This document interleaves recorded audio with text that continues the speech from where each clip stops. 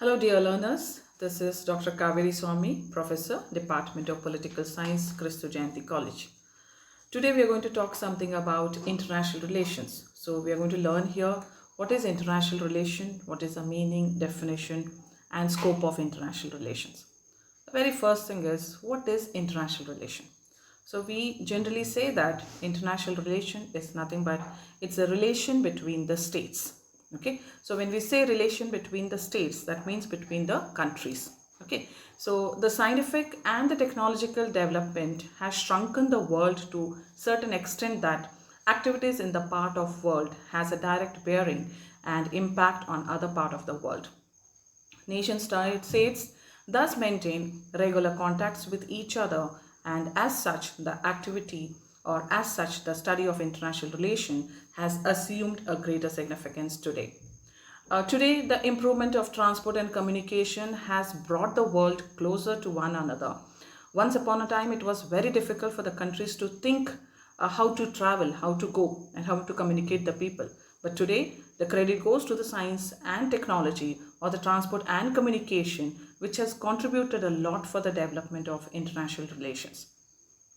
The term as such, called as international relation, was been first time introduced by Jeremy Bentham in the 18th century with regards to the law of nation. Consequently, the term began to be used to describe the legal, official, and diplomatic relations between the nations. The study of international relation has undergone a thorough ongoing revolution in the years since Second World War.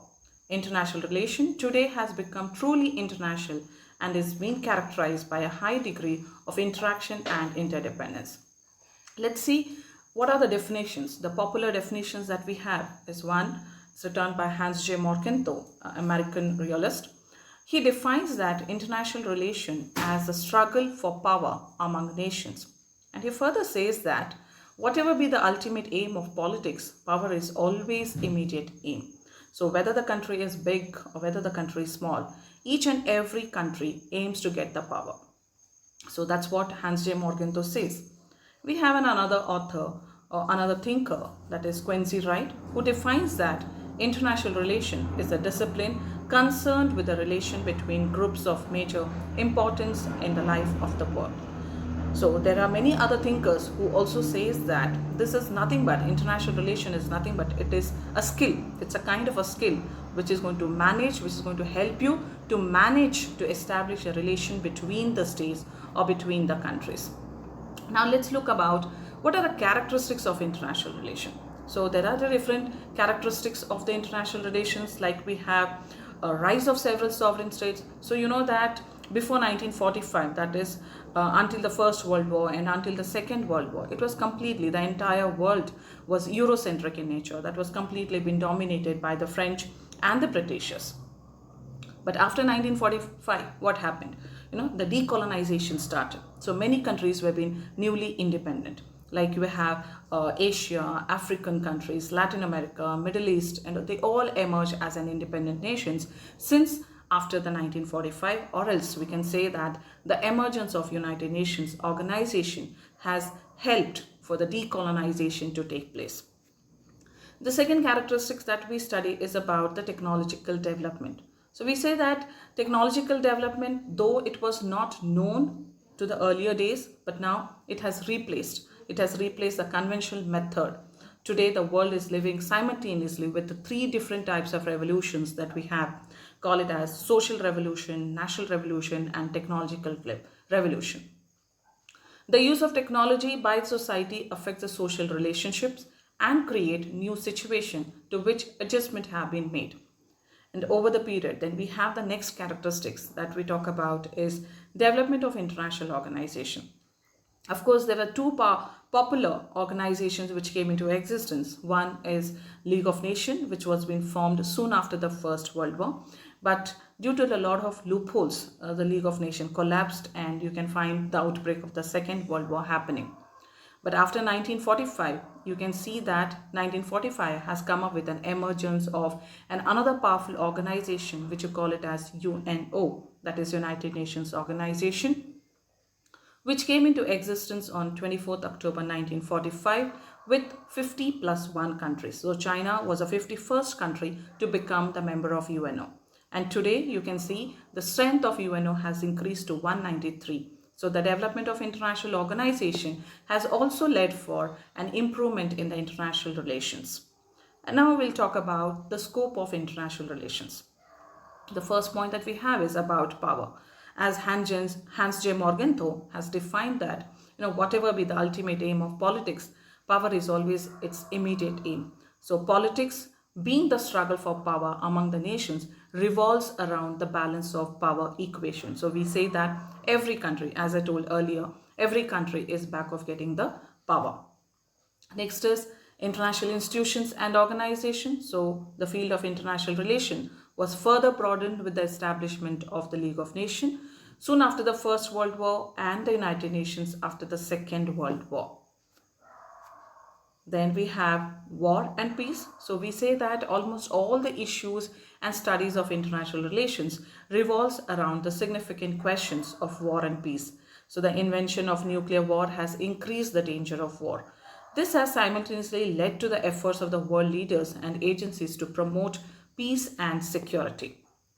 The next concept that we have is ideologies. So ideologies are basically termed as set of beliefs or values, systems, ideas or principles that are held by individual nations, explaining the reality and justifying actions. Ideological issues have become the burning realities of national life in the 20th century. On the post-war period, the world was split into two halves on the ideological lines. That is, you have come across about the end of the Second World War has given birth for the Cold War. That is, between the entire world was being divided into two blocks. One is you call it as the Eastern Bloc, another one you call it as a Western Bloc, where the two bipolarism which came into existence, like you have America and you have USSR.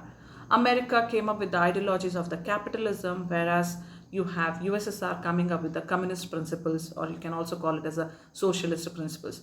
So these ideologies have distributed the countries into two groups.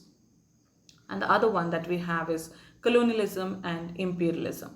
So after the end of the Second World War, we can find that colonization or imperialism has come to an end. But what is happening in the present scenario, the same colonialism and imperialism has taken a new shape, which we call it as a neo-colonialism or neo-imperialism. So neo-colonialism and neo-imperialism, however, what we study today is more of economic and ideological in nature rather than a political. The earlier days, it was a political subjugation, and today it has given birth for economic subjugation. The concept of neocolonialism has gained a prominent place in the recent times. And then we have next is alliances. So alliances is nothing but it is a relationship among the states or a group or states that have joined together for the mutual benefit. Basically, the alliances were being formed earlier days with two objectives. One was self-preservation and the other one was self-extension. So alliances can be formed at any particular point of time, maybe during the time of war or maybe during the time of peace. So wartime alliances, if I have to give an example, we have like triple alliances and triple entente. And if we talk about the peacetime alliances, where we have n number of examples for that, like we have NATO, Warsaw Pact, okay, SEATO, CENTO, Indo-Soviet Treaty of Friendships, etc. And these have added a new dimension to the study of contemporary international relations. The next and the last important element of the scope of international relation is arms control and disarmament. So you can see that 1945 is the thing which has shown the entire world about the horrors of the usage of the nuclear weapons. So the horrors of the nuclear age has compelled the world community to think in terms of controlling the mad race of armaments. That means today, it is a arms race where everybody, each and every country, according to their ability, are having a cutthroat competition in terms of production of weapons. So if this cutthroat competition goes on under continuation, so restoring peace becomes very difficult. So one of the most important objective of having an international relation is also to see that there should be an arms control and disarmament. The terms like arms control and disarmament, though which is often been used as a synonym, but are different. So arms control in a sense where each and every country need to focus in terms of the protection, safety and security of themselves, their independence. So countries have to produce the weapons, but it should be within the limit. And when you talk about the disarmament basically refers to the elimination of weapons systems as far as more comprehensive goals of arms control, which seeks to reduce the risk of the war. Thank you very much.